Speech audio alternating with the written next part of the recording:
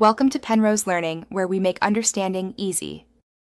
In this video, I will show how to change alternator on 2005 Chrysler Town & Country full guide. Start by disconnecting the negative battery cable and letting the system drain for a few minutes. Gather basic tools like a socket set, serpentine belt tool, and replacement alternator. Work in daylight or good lighting, keep parts organized, and take photos for reference to make reassembly straightforward and stress-free. First, relieve tension on the serpentine belt using a belt tool or appropriate wrench, then slide the belt off the alternator pulley. Remove any plastic covers or intake components blocking access to the alternator mounting bolts.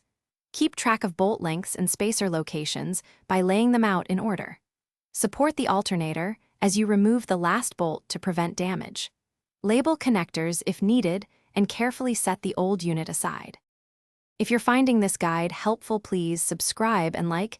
It really supports the channel and helps others find repairs. Quick recommendation. A great read is The Simple Path to Wealth, a book that can change how you think about money and help you budget for car repairs, tools, and emergencies with more confidence. Check the description for the link and other deals. Now let's get back to the video. Unplug the electrical connector and remove the main power cable from the alternator before unbolting the unit from its mounting bracket. Lift out the old alternator and compare pulley alignment and connector types with the replacement. Install the new alternator by hand-threading bolts first, then tighten to manufacturer torque values. Reattach the power cable and connector securely, route the belt over pulleys, and reapply belt tension while checking alignment and pulley spin for smooth operation.